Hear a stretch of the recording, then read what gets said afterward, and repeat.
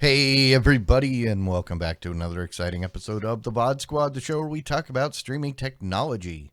This is episode 189, July 1st, 2020.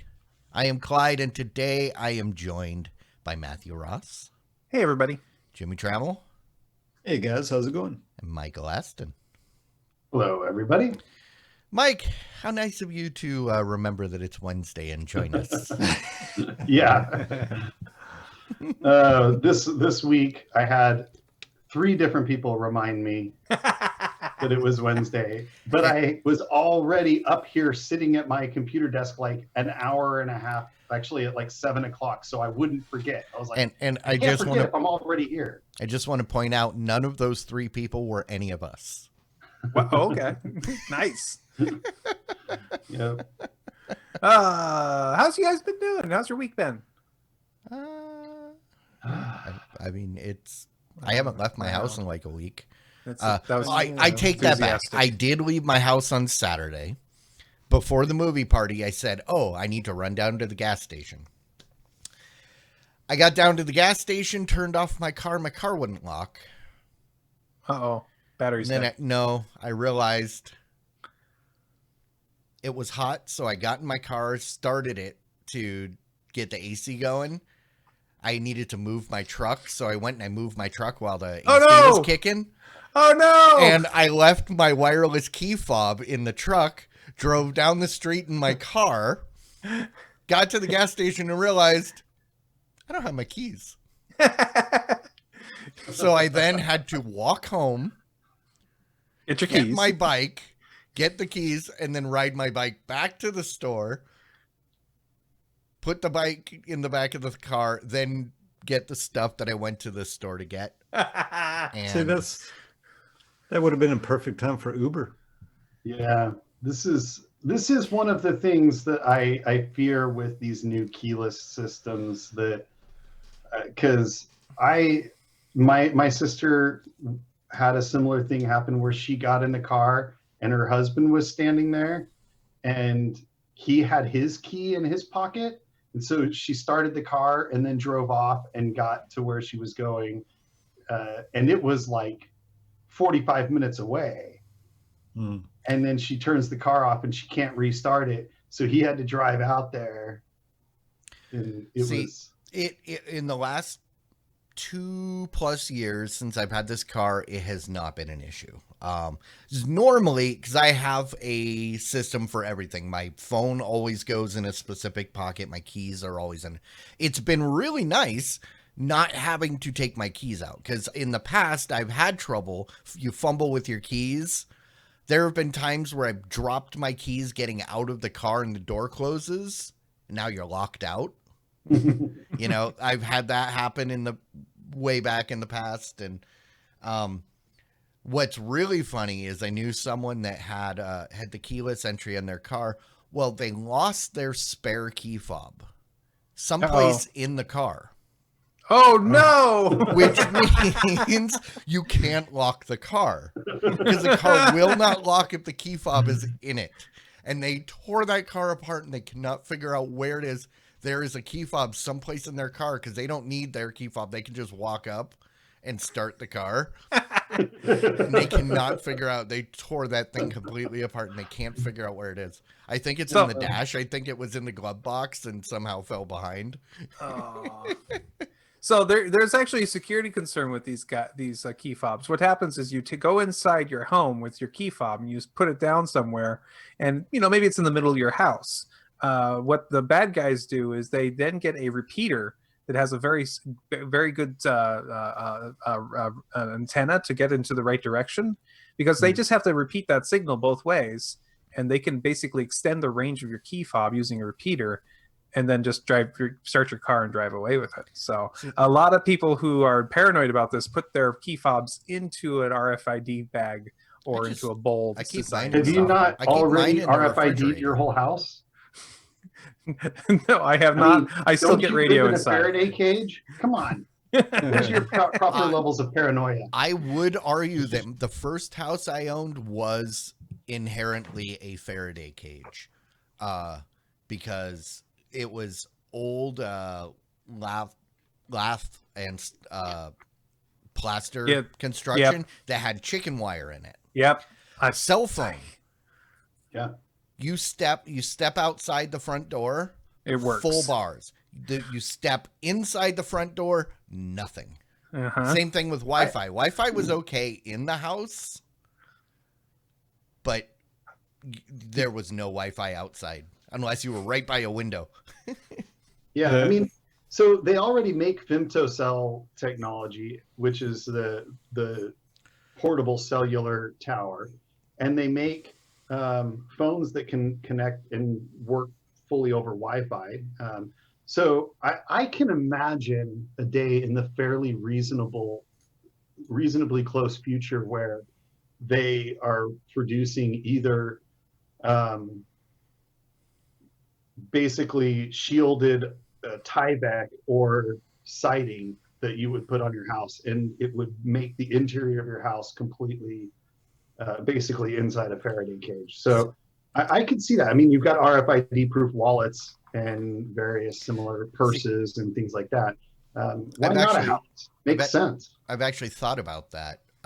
The possibility of when I build my concrete underground house, is there a way I can put enough rebar in there to create a Faraday cage inside that concrete? Rebar might be expensive and difficult, but yeah, you could. I think that it would be far less expensive to just do, like I said, something that would be like kind of what you were talking about, like chicken wire or on your tie. Well, I figure if I'm already building a concrete house underground, it's going to have a significant amount of rebar. What's a little bit more? Sure. Yep.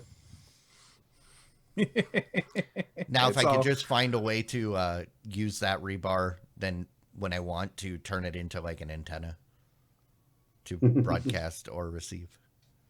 But absolutely. Hey, should we talk about the week's news? I don't know. I mean, let's do it. Should we? I think we should. Hey, let's start with a story about YouTube. YouTube TV's been doing pretty well during the last several months. They've had a huge amount of growth in people watching it, specifically people watching it on their TVs. Normally, people watch YouTube either on their phone or on the computer, but they've had more than 100 million people watching YouTube TV or YouTube on their televisions every month for the past several months. They've been doing a lot of other little things to try to promote things to watch during this. One of the things this story here mentions is that a bunch of YouTube personalities are doing the laundry hamper basketball, which sounds ridiculous and perfectly YouTube. But yeah, they've I bet you anything, if you've been watching YouTube, you've been watching it on your big screen a little bit more often. I have. I actually pretty much always have YouTube on my little TV right here, and it's little, like 49 inches. I can honestly say almost never. Almost never watched YouTube. Well, on the TV at least. My YouTube watching is pretty insignificant compared to everything else I watch. But, I mean, the only reason I've really watched any YouTube on the TV was for beta stuff between the Roku and then now the TiVo HD, those beta programs. I watch a surprisingly large amount of YouTube. I find a lot of entertainment out of YouTube, and it can be the level of an intellectual thought that I want it to be in short bursts. So, no, and I'm not saying like YouTube, but I'm talking on my TV. Right. And so the YouTube for the TV has basically been relegated to, ooh, did you see that trailer? Okay, let's put it on the big screen for us. Generally, that's it. Which is fine. I will say, in YouTube's defense, their apps control in their apps on the Roku and now the Android TV are getting better. Before, it was a nightmare. It was like, oh, I really want to watch this thing on YouTube. No, I'm not going to do it on the TV. But the thing I would say is that the app works really well. I do find myself regularly wishing that I could view the doobly-doo, the description stuff, and like actually see what's in there. It annoys me there's no way to get to that, but you can on the Android TV. Oh, can you? That's cool. I can't on my TCL Roku TV, but it's not that big of a deal. I'm usually at a computer when I'm watching. At least when I'm watching on this TV, I'm usually on a computer, so I just pull it up there. I will say the thing that I found most interesting in this article was the change of viewing habits. That sourdough-related content has increased by 400%. Cookie content has increased 45%, and not terribly surprising, workout at home videos are up 200%. Wow. So that you can feel a little better about yourself while you sit and watch somebody work out and eat the cookies that you just made from the cookie video that you just watched. That's actually pretty much how I do it too. Okay. He sweated really hard on the video, so I should have lost at least 200 calories for that. Okay. Can someone explain to me? I am super confused by what a sourdough related content is. Is that like people actually about sourdough bread? Yes, actually, some sort of channel. There is currently a sourdough making craze because everybody has made their own sourdough starters in order to make sourdough at home. Oh, by not showering for extended periods of time, so they were able that to is cultivate the bacteria. Quite frankly, I have not in any way, shape, or form watched any of the sourdough craze, but I do know it exists. That may be possible. The no showering craze. Okay. And it was cooking related, not cookie related. Yeah. Yes. Okay. Although cookies are good too. And well, yeah. I was confused why they were singling out sourdough and cookies. The sourdough boy. I read what I wanted to read, which was any cooking video worth watching is about cookies. Exactly. Okay. And brownies too. Man. Brownies are awesome. So this is YouTube on the TV. What about YouTube TV? Oh, they made an announcement this week. They went ahead and sent out an email. I got it and read it and went, "Oh man!" I got it and said, "I'm glad I don't pay this bill." They've increased the cost of YouTube TV service from the previously $50 a month to brand new cost of $65 a month. With that increase, they did add a lot of the Viacom channels, so you get your new shows like Comedy Central, MTV, Nickelodeon, the Paramount Network, and other and the music channels like in there as well. And there are more coming, according to them. They're going to be working on getting additional channels on there like MTV Classic and Nick Jr. and other things in the future. But that does make it, for just a brief amount of time, the most expensive over-the-top cable replacement video system solution out there. It did have basically everything and anything you could possibly want, including your locals, including the DVR. But being the most expensive is a big bite to chew. So, yeah. This sucks. Unless it's something that you absolutely want. If you need the live TV, I mean, one thing they did add is they apparently added that Paramount channel. Mm-hmm. Because I all of a sudden started seeing things for Yellowstone, which appears to be just a copy of Longmire. Which I'll check it out for that. Except when you go back, watch episode 1, it's just commentary after the show. 3 minutes. It's like, so you can't even watch the past episodes. It's like, so I was on. Watch it on Philo, but you can watch that on Philo. Yeah, but I don't want to pay for Philo. It's cheap. I've already got access to YouTube TV. Okay, fine. But yeah, I don't know. We'll see. They've been, they've had their record breaking few months as far as subscribers go. So, typical Google move. Hey, everybody loves us. Let's piss them off. So this has been a big kind of discussion in our household of, okay, do we want to continue paying for YouTube TV, since we have been YouTube TV subscribers since the $35 a month phase. We are now up to $65, and we are looking at that and trying to make a decision for ourselves. Are we cutting the cord again? Maybe. Or we're gonna go to a different service. Well, here's the thing: how often do we want the live TV is the big question. And Lowcast is now available in our area, and it's $5 a month for it without any interruptions. So, seriously, Lowcast is purely live, though. There's no DVR functionality, right? Correct. It is only for live and only for the stations you would normally get if you had an antenna. But that's for good for me. That's kind of what I want. Sometimes I want the live stuff, and that would work just fine. We did try the free with interruptions version of Lowcast, and it was great. Yeah. I got to say, I have already canceled my Hulu TV subscription. I canceled it about 5 days ago. So it goes away in like another week.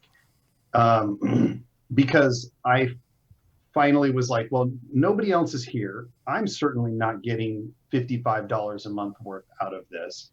And I feel like we get closer and closer to the point where Brian Brushwood's theory is evident and super true. And his theory is that you can buy the content you actually want for cheaper than you can subscribe to all of these services usually. And I think that's reasonable for most people, especially if you add in one streaming service like Netflix or Amazon Prime or something like that. Or you're like me, you have Amazon Prime, so you also buy Netflix. And so I've got two streaming services that I'm paying for. And the things that I can't get on there, I could very reasonably buy the season of on Amazon for usually anywhere from $15 to $30 for a whole season. And so like that's a lot of seasons in a year of different shows that you can buy before you add up to $55, $65 a month. It just doesn't make any sense to me anymore. I would rather scrounge for the little bit of news that I want and not be paying for something that I'm not going to get anywhere near my money's worth out of. And that's why I only subscribe to stuff that I'm actually going to use in that time period. The only thing that's consistent is, Hulu and Netflix. I'm kind of stuck because my parents use it. That's okay. So I'm, I have it for them. But the only thing that's been consistent that on the will not go away list is Funimation Now. That's $5 a month. All the anime I can cram into my eye holes. It's like early days of Netflix when it was just like everything. Yes, everything. Now I can't find a single thing to watch on on Netflix. But every once in a while, and we'll talk about that later. But yeah, that's true. I got to call out the comments that they're great. Is it B. Cofford? B. Cofford. Why wouldn't you want a bunch of channels full of low quality content, right? So totally agree. That's because this is the problem. They added more channels, but that's just more channels to not watch, in my opinion. Yeah. Because there's only like 2 channels that I watch ever, and the reality is all of that extra stuff is just stuff that I don't watch. And the other thing is, I really like his approach of he has one service that he pays for in a given month, and he can switch to another service whenever he wants. Yeah. And it totally makes sense. You can't consume everything on any service, so why not pay for that one service and switch? That works if you're a single viewer on, you're managing your own accounts. But when you're supporting family members that, like my kids use my accounts, my parents use my accounts. So therefore, there are things that I would have canceled Netflix years ago. Right. But because for the as little as I use it, but like I said, there other people are using it, so Yeah. so yeah, I mean the stuff that is just me, that is only used by me. Yeah, I turn on and off. I turned off Showtime when they stopped airing new episodes of Billions, and eventually I'll turn on Epics again when Get Shorty comes back. And then same thing with DC Universe when You don't there's a think new Billions is season coming of. back Oh yeah, this season? eventually. This season? Yeah, well, they have to finish this season. When will it be? I don't know, but I won't subscribe until then. Yeah, maybe I should cancel as well. Yeah, it's gonna be months because they haven't been shooting. I'm in a similar boat. I got family members who want to use certain channels and watch certain shows that are on certain Yeah. things. So one of the reasons we went to get Philo was basically because my son really wanted Nickelodeon, and we didn't have any option for that anywhere. Now it's on YouTube TV, so I could technically do that. But we also are reevaluating how much YouTube TV are we actually watching, and does Philo fill that need for those things? And Hulu and all those other devices. And so I imagine we're going to have some changes here, and that's fine. Tinfoil hat time. I think that YouTube TV wants the world to realize that this is a crazy thing, and they want people to give up the service, and they want it to fail. I don't know. Seriously, I mean, I don't know what they're thinking. that's not surprising. That's a very Google thing to do. The minute something becomes popular, sabotage it. Maybe, I don't know. But hey, you know who else is going to do the same thing? Fubo TV. Fubo TV has just announced that they're also raising their price to $65, making the amount of time that YouTube TV was the most expensive solution for over-the-top TV basically like 24 hours. Anyways, they went ahead and added ESPN and other Disney channels to their live TV service, bringing the price up to that $65 amount. That means they picked up the things like all three ESPN channels, ABC News, Disney Channel, National Geographic, and Nat Geo Wild, and other movie shows like that. So. They also dropped some stuff, didn't they? Drop Viacom? I do not know if they did. I remember seeing something, because Google picked up Viacom, and I think Fubo dropped them. I'd be surprised if that's the case, but maybe. Yeah, I'll see if I can find that later. So, but yes, effectively, what we're getting is the old model delivered over the internet instead of over the stream. I still argue is better because you can still cancel better at any time. Yes, but no contract. Yes, I agree. I feel like I will say there's two sides of this, right? The downside is this system is less reliable if you don't have amazing internet. I don't have great internet, and I do see bandwidth issues for shows at times. So that is the downside. The upside is the ability to cancel and switch on and off at will is a great feature. I will say the fact that we've gone from this $25 a month system and you get a few channels, and there's another package that gives you more channels. Like it used to be a very affordable, very small cable package that you got. And now it's gotten to the point where you basically get one or maybe two options of really huge packages that are just very similar to what you used to get with cable. I still wish so much that we had this solution that gave me the ability to get the 2 or 3 channels I want and pay a reasonable price per channel. They because typically I feel do. Like 90% of people don't use very many channels. Well, that you can. Most of those channels still offer direct. So like if all I want is Cartoon Network, I can go to Cartoon Network and say, hey, let me give you $10 a month and then access all your content. Okay. A few of them do, but most of the bigger mainstream ones don't. Most of them do. But still, I keep seeing people saying, "Oh, these services are $65." See, cord killing's dead. There's no reason to cut the cord. Well, number one, if you don't want to pay that price and you don't like it, you don't have to subscribe.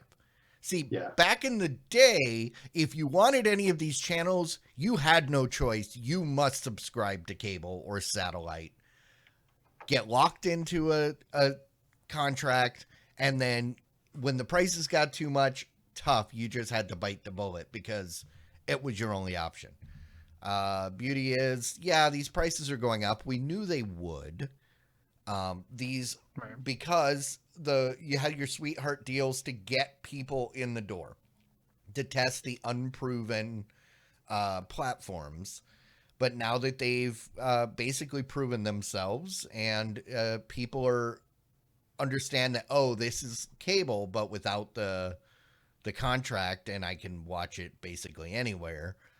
Yeah, they're going to go back to what the price probably should be for all of that content. And if you don't need all that content, you could always go with something else like Sling, where Sling has lower prices, and they've got different packages you can choose from. And they recently just said that they're doing their price guarantee. Right. They've announced that they're going to, if you sign up by August 1st, you lock in your price for exactly 1 year. This means that you will make sure that whatever price you're currently paying, no matter what they do, which means they're probably going to jack up their price sometime in this year, you're going to be able to keep that price at least until August 1st of 2021. So yes, they announced that. Oh no, sorry, I'm thinking of Fubo. Fubo is raising their price. I know this is the thing I forgot to bring up. Fubo's raising their price because they're moving to a package deal. Oh. And they're moving everybody into this family package. So, which is the $65. You don't have to. If you're currently a Fubo TV subscriber, you can stay. But you have to call them. That's the thing, because they know most people are gonna be like, "Oh, I don't want to make a call. Screw it." You can stay on your current package, but yes, the Sling one is smart move. I will say smart move from them, saying, "Hey, you can." You can keep your $30 or $35 orange or blue package, and we'll just keep you, or you can have both. And, I don't like the fact that they said for a year. Then that's the thing that makes me go, okay, never mind. You guys aren't so great after all. Because if it was just hey, you join now, lock in your price until you cancel, awesome. Because a lot of people are going to cancel for whatever reason in between. And I think it's reasonable for them to put a limit on it. It's not reasonable for them to guarantee the price will never go up. They're just inflation and stuff like that. Their contracts have to renegotiate and whatnot. So I think that it's reasonable for them to put a limit. A year isn't a terribly long time, but it's better than nothing. And to lock in at less than half the price of other services. Yeah, it's got a lot less channels, but it's still pretty much all the channels that I would ever consider watching. So I think it's a pretty solid service. I think Sling is the clear winner right now, in my opinion. If I was going to go back to a service, it would almost certainly be Sling. But I'm planning on not buying a service at all. I was going to say, especially since they're integrated so nicely into that TiVo HD. Now's the time, if you're a Sling user, or you're leaning towards a Sling, now's a good time for you. Get that deal locked in for a year and pick up a TiVo HD that will incorporate your Sling service right into the UI. You got a month. Mm-hmm. Hey, did you know that Peacock TV will be launching? When it does launch, it will be available on LG and Vizio TVs. Cock is taking off. That's right. We're going to be putting that onto on unspecified models of LG and Vizio TVs at launch, where you will be able to use the native interface within those, the WebOS style TVs and whatever the Vizio interface is that's unique to their own. Vizio uses that WebKit, Web UI, WebOS. No, LG does. You're right. Never mind. LG has it. You're right. LG uses that old Palm WebOS. Yeah. But it is. But the one thing that they note in the story here is that Samsung TV support has not been announced yet, which makes me ask the question: are Vizio, LG, and Samsung basically the only TVs who haven't adopted something like a Amazon Fire or a Roku or an Android TV? No, they also do. I know, but I mean, are those like the three big guys who haven't? In certain TVs. Well, I mean, LG's still using their WebOS thing. Right. Yeah. So obviously that's one. And Vizio has their own thing. They still offer. I think they still offer their own for the people that don't want Roku. Right. So, I don't think they have any Roku TVs. Yeah, they do. They used to. Vizio had Roku. I want to say, but maybe not. I don't know. Anyways, whatever. I just was curious if those were like the 3 or 4 major brands. Like maybe if Sony has their own interface on some of them too, that don't that have at least have their own interfaces that aren't the big kind of pick your own view between the big vendors like the Amazons and T-Fire TVs and the Roku's players and the Androids. I wonder if how many TVs are like that out there. I might do a little research into that. So, what do you guys? Are any of you guys interested in checking out the Cock? I don't care. For free? Come on, ad supported, no cost. $10 ad free. How many months to sign up for Quibi for free, and I still haven't. Okay. Well, I had all that time to sign up for CBS All Access, and I never did. Okay. I don't know. Once they have a show that I really want to see, same thing with Apple. I could sign up for a free year of Apple, but I haven't because they don't have anything that I'm really super interested in seeing. So we'll see. Someday, maybe. Somebody's got a police car outside. That's all I gotta say. It's well, Florida man is in Jimmy's neighborhood. No, not Florida man. That man is ready to mayhem. That guy, keep him away. Hey, Cox Cable has a new service available to their customers. It's an amazing service where you can sign up in order to get less lag on your gaming PC. I know, that sounds weird, doesn't it? Somehow or another, they are providing a way for no charge or $5 a month for up to 3 or more devices to get a less lag onto one of the computers inside of your house. I'm wondering if this is just what? Sorry, I said, are they doing some sort of Mocha again?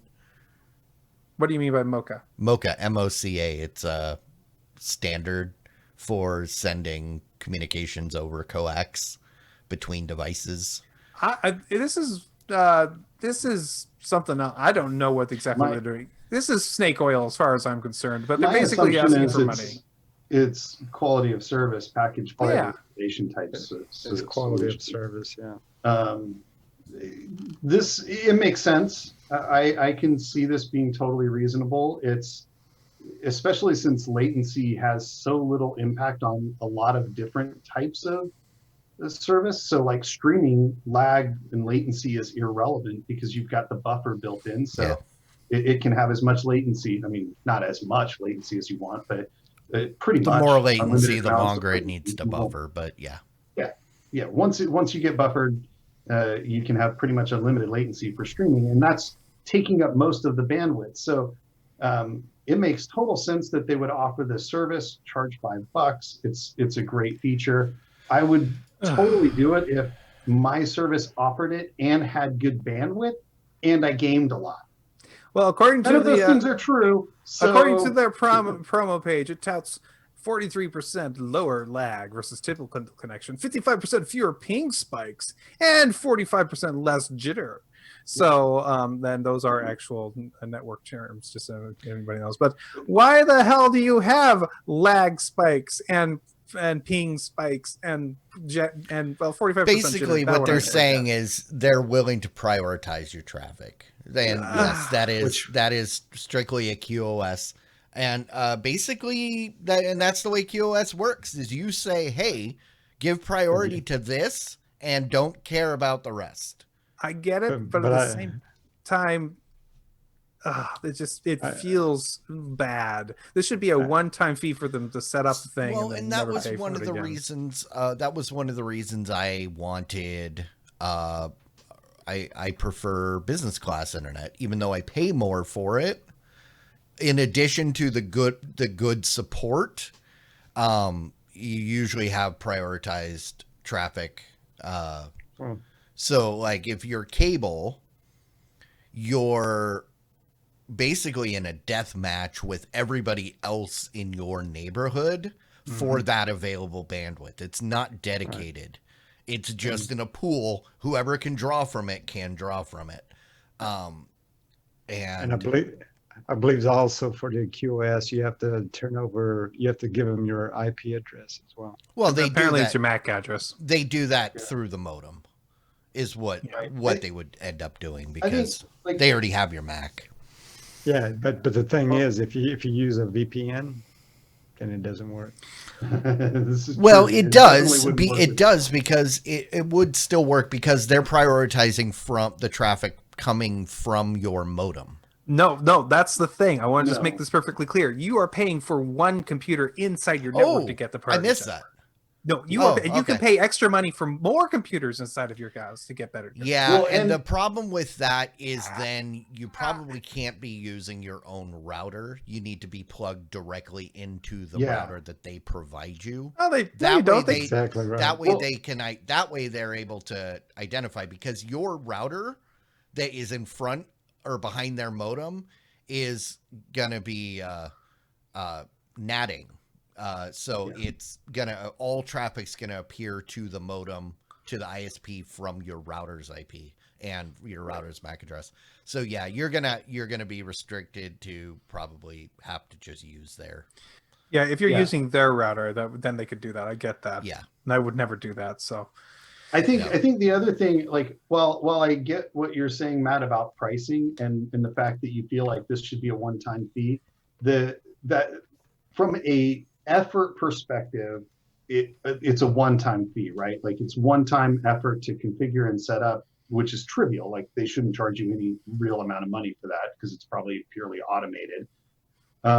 But the thing is that if everybody buys this service, or everybody gets this service for free, or a one-time very low fee, then there's effectively no prioritization. No. So you really do need to charge a premium so that only select people take advantage of it.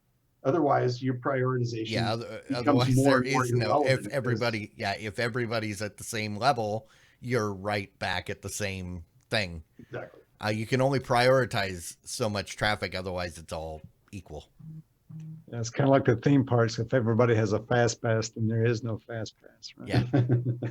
I mean, it is potentially, it depends on the way they do their packet prioritization. They can actually prioritize packets of a specific type.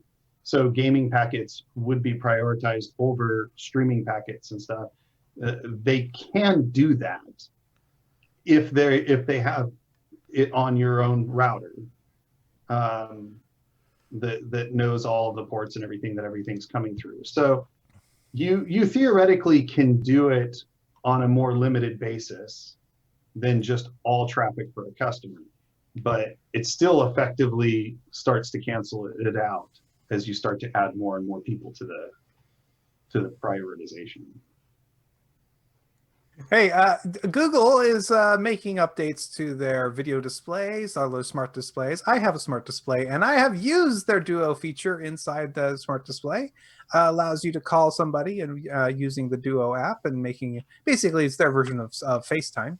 And they are making updates to display to add the ability to use Google Meet, which is their conferencing system, and to have multiple users on their Duo calls, a feature that is available on their phones, but making it available on the displays is something that they're looking to do. Quite frankly, I think this stuff is very cool, and I'm really happy to see this stuff getting used. I would love to have a if I were super rich and didn't care about anything privacy wise, I would have one of these in every one of my rooms so I could video conference with somebody downstairs from within my room and say, hey, how are you doing? Yeah, nice to see you. I am very against video calling, mainly because it means I have to put pants on. One of the great features about many of these is that there is a physical switch that covers up the camera and disconnects the audio. But then what's the point of having a video call if you can't have video? It'll ring and you just have to walk up and I already have a device that does that, and it fits in my pocket. It's called a cell phone. It's in your pants that are on the floor. I get it. It's in your pants pocket on the floor. I got it. Maybe they'll come out with a feature where they can just blur the crotch region, right? Crotch identification and automatic blurring. That'd be great. That just screams, hey, look, I've got no pants. Wait a second, that's already a thing, though. But no, it's one of those things where, you know, people probably wouldn't notice, think you're just wearing shorts or something. But then if you're blurring, you're screaming, hey, look at me. No. Oh, that's awesome. Have you guys been? That's what that costs you a month. Used Google Duo before? No. Once they shut down the thing that we were using, which I can't even remember what it was called now. It had a name like Duo, but it wasn't. It's what Duo Allo. Yeah. They replaced it, and I said, "That's it. I'm out." And no, Allo was a interesting product, but no, it did not work for everybody, unfortunately. That's okay. Fine for us. Yeah. It was perfect. Just nobody used it. That's all. That's Google's problem. Yeah. Hey, Google's Android TV dongle is coming out soon. They keep on seeing interesting updates about this this new dongle that they keep talking about. I believe we saw it earlier with the code name Sabrina, and they're saying that it looks like it's going to be coming with some brand new software with it too. It's basically it's going to be coming up with a new interface, so it will be less Chromecast like where there's absolutely nothing you can do with it, but it is going to be different than your standard Android TV. So we're expecting to see some exciting things from this. I don't like the way these dongles dangle from your device. Well, that is the standard Chromecast dongle dangle. I know, and I don't like it. That's my big complaint about the TiVo stream, which is essentially what one of these dongles. How do you propose that they fix this? Do you think it should be a set-top box that sits on your? Either just do a UART or a HDMI port on the device like you've always done. Even if you've got, let's say, if you want to make an optional dangling dongle cable, at least give people the option. The Chromecast did have a nice strong magnet on the dongle, so if you had enough room, you could plug in the HDMI cable and then fold the Chromecast onto it, and it actually would stick to it.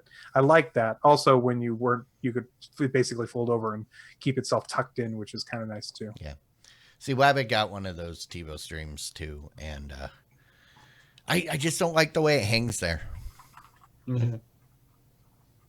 Well, I mean, by that design, it looks like it could potentially fray the cord after a period of time. You know, from my time working with the Army, I learned enough from their marching song not to let your dingle dangle in the dirt. I'm pretty sure that is the same concept here. Don't let Keep your dingle dangle dongle tucked in. Yes.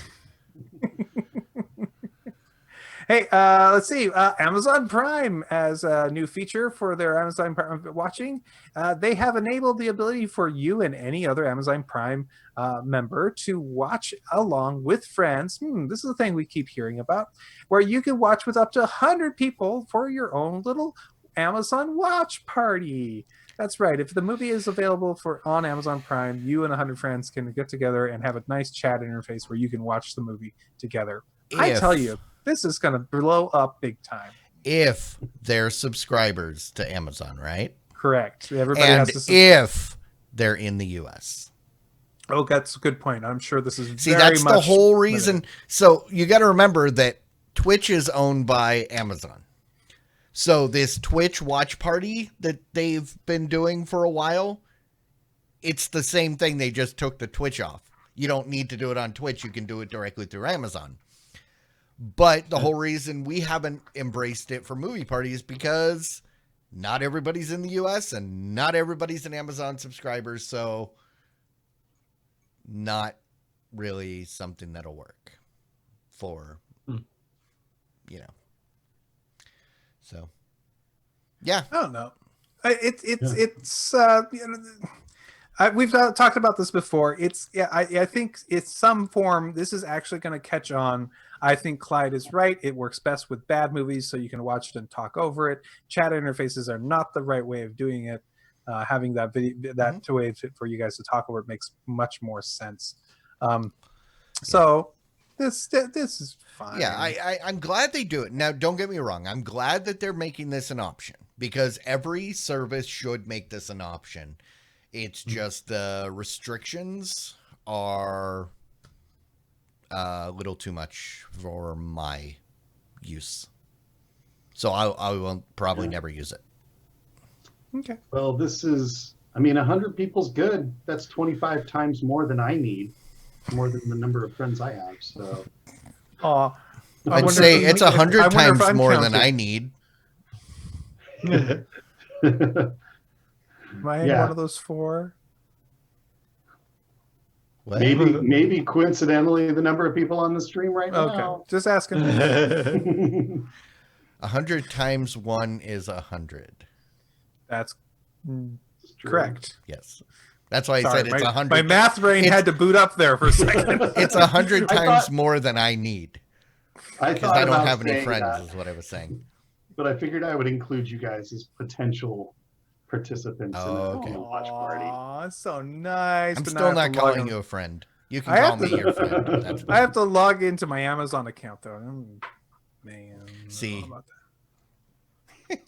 Hey, so Niantic is the company who came out with those cool AR experiences. You might know them from things like Pokemon Go.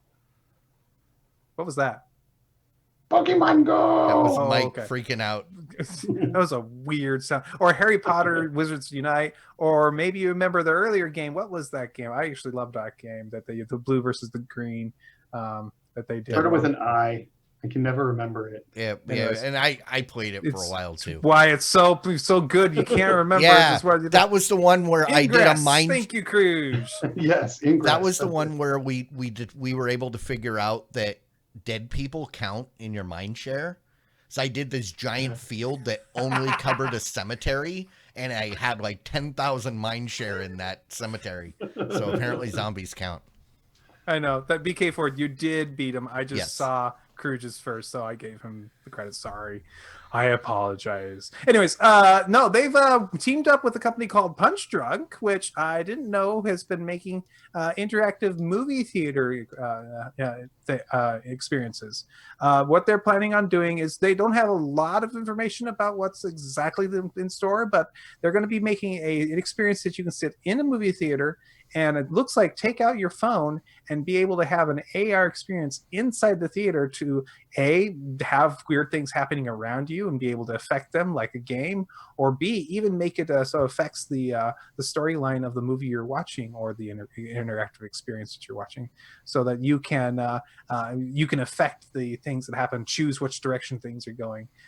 There's a lot of information, a lot of questions that are in this here about what possibly could happen with this, but it's an interesting idea to have interactive AR movies. Would you guys go and make things happen with your phone if you could? Depending on the movie. The last time a movie was interactive, Captain EO jumped off the screen and ran out the door with a little boy. It's so real. You guys know what I'm talking about? Yes, you showed me. Okay. Here's the thing. If the movie and the content is made for interactivity, then it makes sense. But a normal movie, it doesn't add to it. Like even the whole, like the really basic enhancements of like, what is it? The IMAX? No, there's the thing you can use like on Amazon Prime that with your movies that I can't remember what they call it, like X-ray or something like that. X-ray. What? Yeah, like it doesn't really add enough to be worth it. It makes way more sense in most cases if you want to find out about details of a movie to do it after the movie's over rather than interrupt the whole flow of the movie and the experience.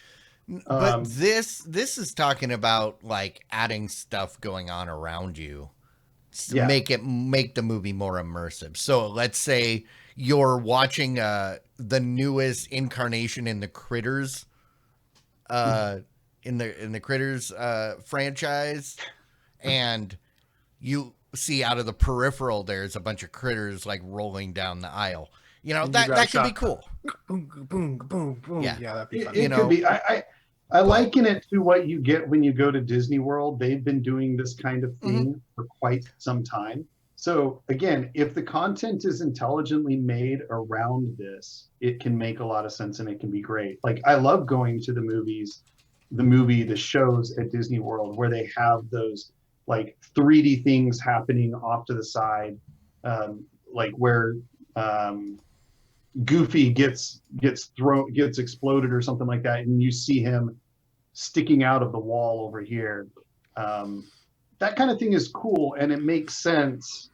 Again, as long as it's intelligently made for that. You know, they spend millions of dollars on each one of those shows at Disney World, so they've got to do a good job at it. But it can be cool.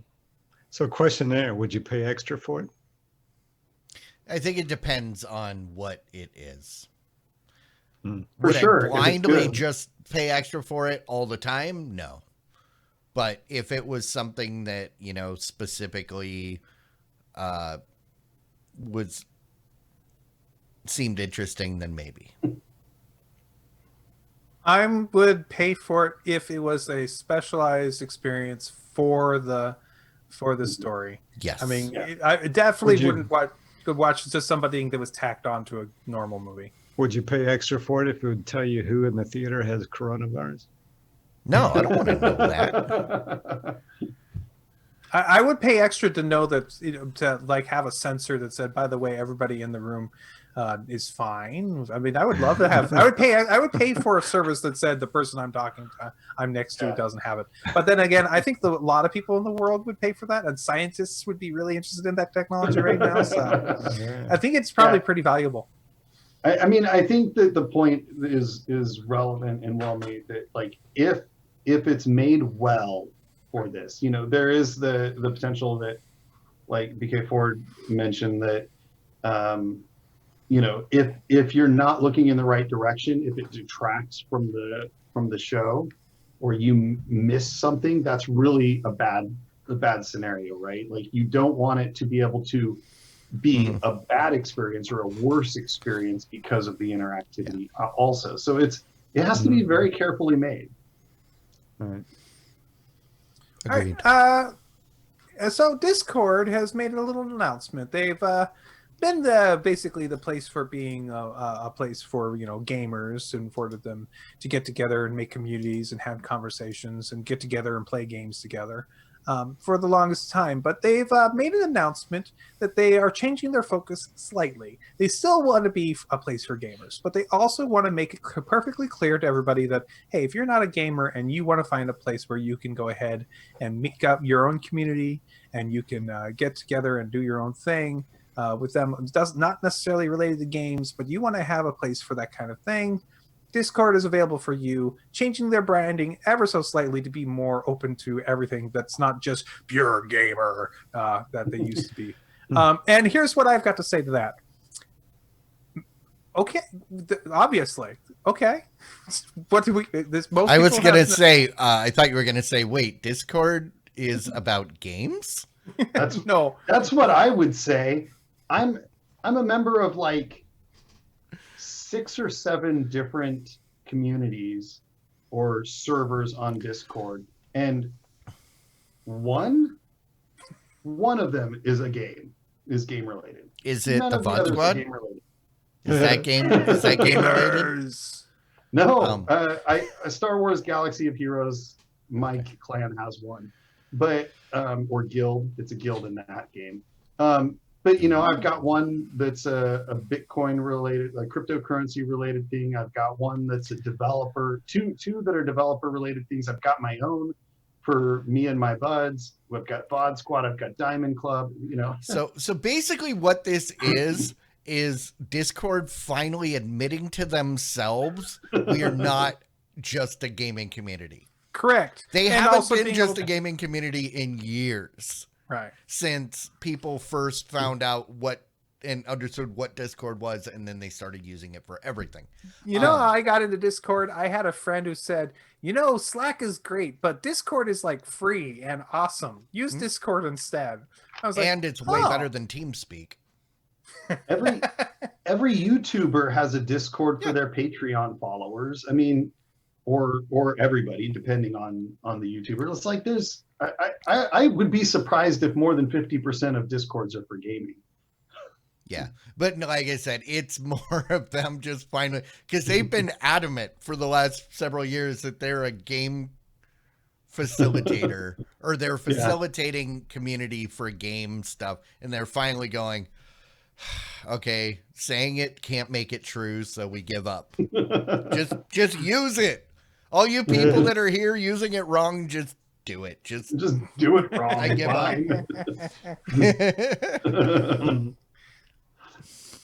All right. And our last story of the day, I believe. Yes. Spotify is bringing up a Duo service. That's right. They're providing Duo, the service that Google's been providing, right? I would say, didn't we already talked about Duo? Yeah, that's right. And it works on their smart displays, right? With like crotch filters or something like that. Something with crotch filters. That's right. Let's bring the crotch filters back. That's a great idea. No, actually, Spotify is now offering a plan that's calling it the Premium Duo plan. This Duo plan allows you to have 2 people under the same roof. In other words, they both have to be you basically have the same billing address in order to have a much reduced price to have the Spotify ad-free premium for both those users. Instead of $9.99 per user, it's a combined price of $12.99 for both of them. Oh, okay. I don't get this because the family plan that gives you 4 users is $14. Right. So if you don't need 4 users, but you need more than 1 user, you can get yourself the $2 user plan for $2 less.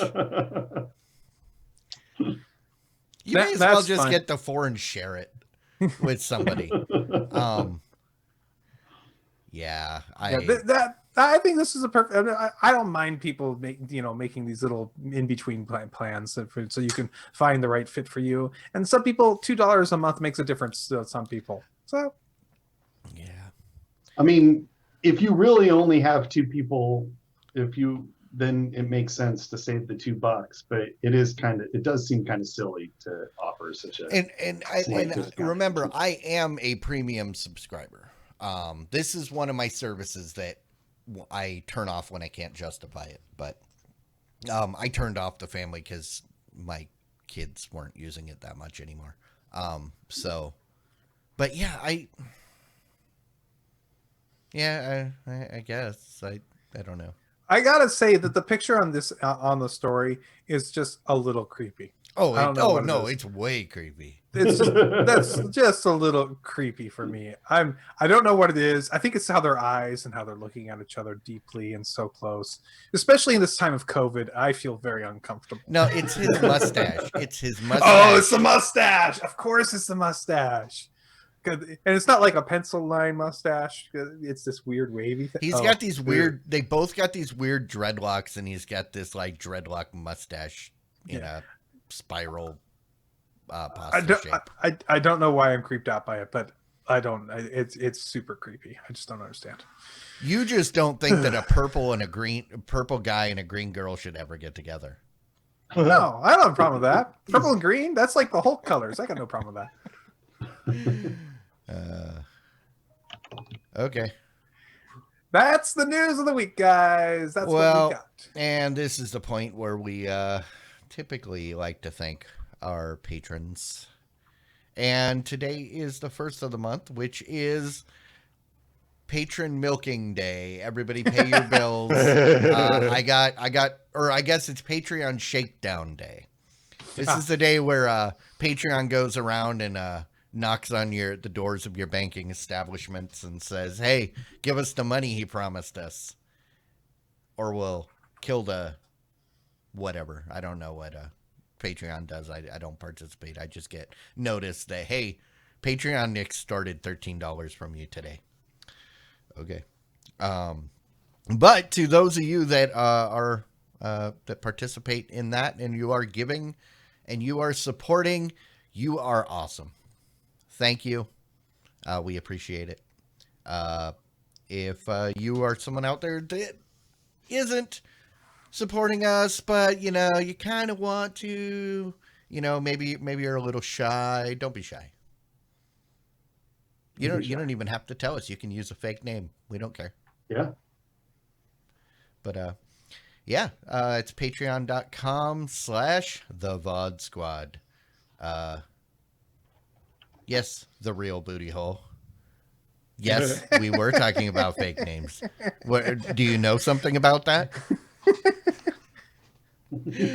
On that note, let's get to some rants.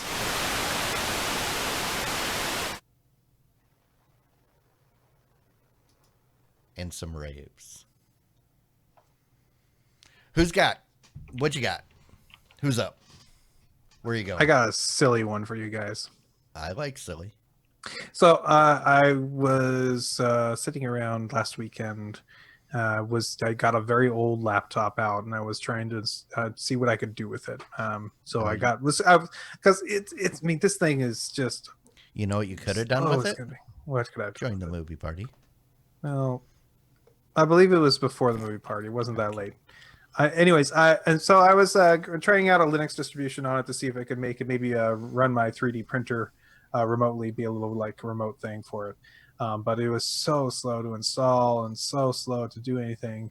I was sitting there waiting, bored out of my mind as I was trying to work on it. So I went ahead and turned on YouTube onto my big screen TV, and I flipped through a couple things that was out there, and I came across something that I heard about on one episode of Last Week Tonight with not Jamie Oliver. I would like to see an episode with Jamie Oliver. That would be funny. But anyways, Oliver. Yeah. Jamie Oliver, the guy that cooks the meat. Cooking. Yeah. He was correcting you, saying John. I was John Oliver. Anyways, Right. It was Jelly's Marble Runs, and they're having the Jelly Marble Olympics, which sounds ridiculous. But if you like watching Olympics, I guarantee you this is just as exciting.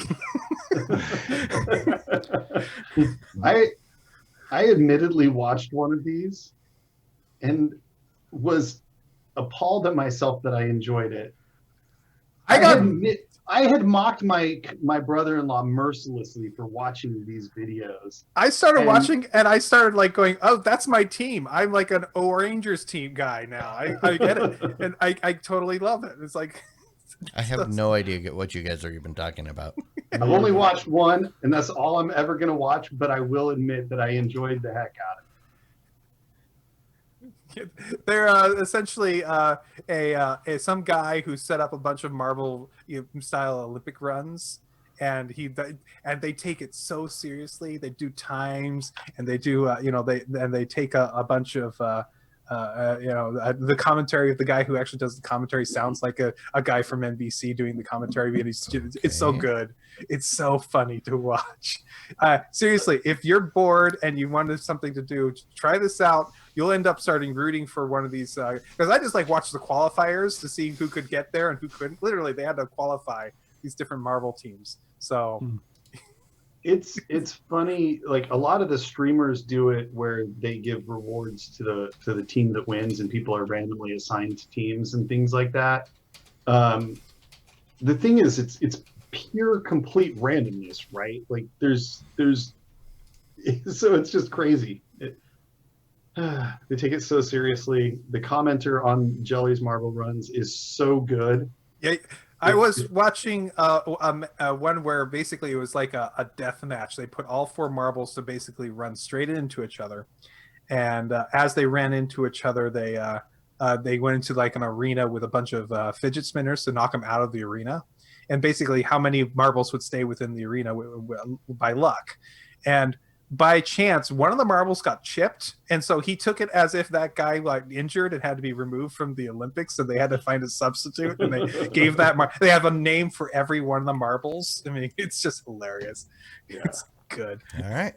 I mean, seriously, I think it's just as good as the Olympics, and since we don't have the Olympics this year, this might be your best option if you like that kind of thing. All right. That's it. That's the weird one. Cool. Jimmy, you got anything? Yeah, I was watching Cord Killers earlier this week, and they made mention of the Amazon Prime Video series, The Boys. I had started watching that. I watched like the first episode or 2 of it, and I don't know, just stopped watching it for whatever reason. It wasn't that I didn't like it and all, but I just kind of let it fall through the cracks and wasn't watching it anymore. And then I heard them mention about it, and I was like, oh yeah, I need to go back and start watching that. So I did. So now I'm about 5 episodes into it now, and really enjoying that show. That's a good one. Have you watched the episode where he stole the dolphin? No, I haven't got there yet. That is my favorite. The dolphin heist. But I won't say anything else. No, it was a good show. It kind of struck me. That was the show that it felt like what The Tick was setting up for season 3. And they canceled it. And then we got The Boys that was kind of took off on the same note of what The Tick was setting up. So, and maybe I started watching it at a good time because I hear now that season 2 is coming out. Yeah. Yeah, I've been waiting. Awesome. All right. Mike? Yeah, so my family is away. They went to visit the in-laws and stuff. Wow. So you're in a pants-free zone. What? So you're in a pants-free zone. That's what you're going to tell us. Yeah. No. Stand up, Mike. Please don't. We don't have the blur technology. I won't stand up if you don't. I got pajama pants on. That's all I wear all day long, every day. But that's appropriate. No, I've been able to watch like all the action movies that I don't generally watch with the kids around. I watched Extraction, Rambo: Last Blood. Was Extraction a dental movie? Like dental horror? It is, yeah. It's Saw, but with... Is it safe? The Mr. Yeah, Thirsty. you have to extract your own tooth with various implements in order to escape from the room. That sounds horrifying. Yeah, that would be a really good job taking it out. Too bad it was the wrong one. It's Thor trying to extract a kid from a kidnapping situation. It's actually really cool, really good, well choreographed action. I really enjoyed it. The Rambo movie is exactly what you would expect from an old Rambo movie, which is to say, from a movie with an old Rambo in it. I've also been watching a lot of shark stuff on YouTube from like old Shark Weeks and stuff, catamaran and sailing videos, me dreaming of not being in my house and still being away from everybody. And most importantly, the real thing for me is Mindhunter. It is, I think it's a Netflix exclusive. It's a Netflix original. And it is the formation and early years of the FBI's behavioral sciences unit and profiling unit, where they're developing the way that they profile and identify serial killers. It is the book that it's based off of was really good. Really liked the book, and the show is absolutely outstanding. Really liked it. It's a serial killer movie or TV show, so it is, as you would expect, violent, gory, and stuff. So not for the kids, but without them, I've enjoyed watching it. Very much recommend it, except it is on indefinite hold after season 2, and I am thoroughly frustrated by that, because the second I finished season 2, I was like, when does season 3 come out? Maybe never. Yeah, it should have been here in the next month or so, if they were on the same schedule. But yeah.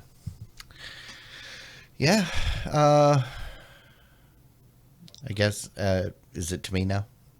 Yep, it is. It's you. 2 things. I found by accident after the movie party, there's this new Eurovision movie on Netflix. The Story of Fire Saga, starring Will Ferrell.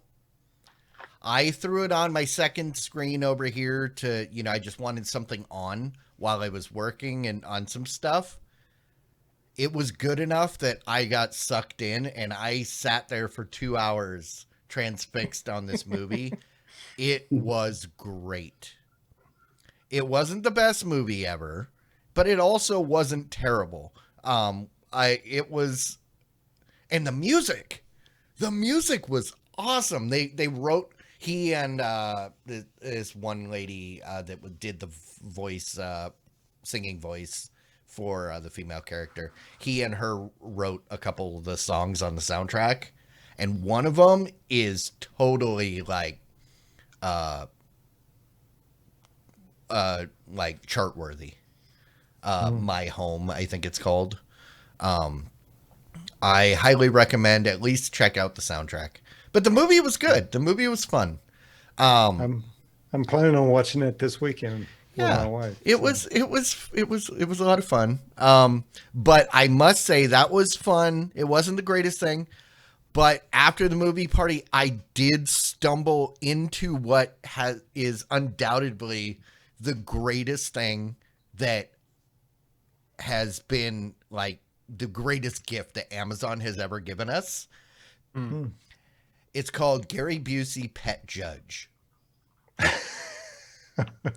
It is essentially the People's Court with Gary Busey as the judge, judging on pet disputes. Oh, I gotta watch that. It's on Amazon. B. Coford in the chat is squealing as well because he watched it with me. We saw it and went, "What is this?" Oh. And it was so funny. I can't even keep a straight face right now thinking of it. I finally watched the second episode and I was just dying. You got to watch it. You just got to watch it. It's the greatest thing ever. Gary Busey is at his Buseyest. The people, it's unclear if the people, because they say these are real disputes. The people that are appearing, it's unclear if they are actors, but of the people that I've seen so far, IMDb doesn't list them in anything else. So it's real people that got duped into letting Gary Busey decide how to deal. Watch it. Just watch it. Wabbit was there too. Wabbit and B. Coford and a bunch of other people saw it with me, and we Very all cool. experienced it for the first time together. And I'm adding that to the queue. I am so happy I found that. It's something that is so amazing. I can't binge it. I have to stop and savor it and save, because also I know I'm gonna run out of episodes. So Until season 2 comes out. Which, who knows when that'll be. I mean, the show's already like a year old, and it's like, how did I never hear about this? But yeah. All right. Well, you know what else is here we are every Wednesday night, 9 p.m. Central. Thank you everybody for joining us, especially those of you that we see every week. We love you. Those of you that are here for the first time, we really like you. We would like to get to know you better so that we can say that we love you as well. So you should come back. Indeed. And then if you're watching this after the fact, I'm pretty sure we'd like you too. So you should join us live. When you join live, you get to participate in the chat. You get to submit titles, which we will be voting on here in the post show, that you also will get to participate in, or at least watch. But you can only do that if you're here live. So everybody, want to get over to the post show? I got to show you guys something when we get there. So I guess that's it. Thanks. Later. See you guys all next weekend. Have a great Bye. 4th of July. We'll see you next week, hopefully with all your fingers, not necessarily all your toes. Those aren't necessary. All right, Light bye. your fireworks with your toes. Diamond Club hopes you have enjoyed this program.